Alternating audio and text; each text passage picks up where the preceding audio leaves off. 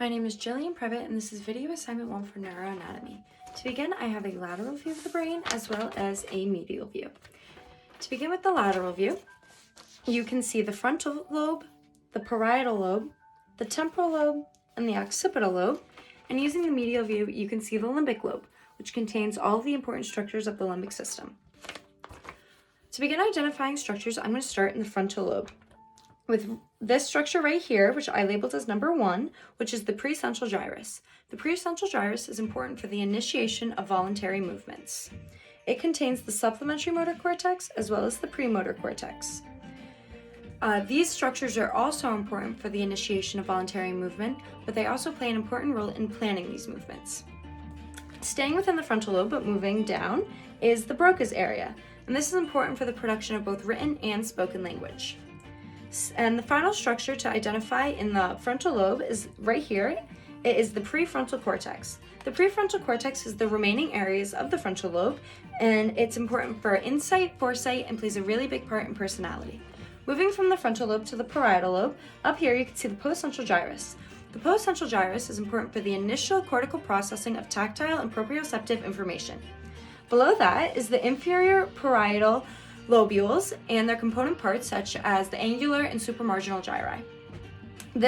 These parts right here are very important for language comprehension. Moving from the parietal lobe inferiorly to the temporal lobe, right here is the primary auditory cortex. And this area is important to identify sounds and also detect differences in pitch and loudness. Moving from there, staying within the temporal lobe, over here is the Wernicke's area. The Wernicke's area is very important for language comprehension. So just like the Broca's area is very important for the production of language, Wernicke's area is important for the comprehension of language. Moving from the temporal lobe to the occipital lobe, right here is the primary visual cortex. And the primary visual cortex is very important in gathering visual information from both still and moving objects, and it plays a very important part in pattern recognition. The final structure to identify in the occipital lobe is these areas here called visual association areas. And these areas are very important in the complex processing of visual information. Moving from the occipital lobe into the limbic lobe, right here you can see the cingulate gyrus. It folds right over the corpus callosum. And this gyrus is very important for behavior regulation and processing emotions. Below that is the parahippocampal gyrus, and this is very important for memory encoding and retrieval. After that comes the uncus in here, and the uncus is very important for olfaction, which is smell, and it also plays an important role in memory as well as emotional processing.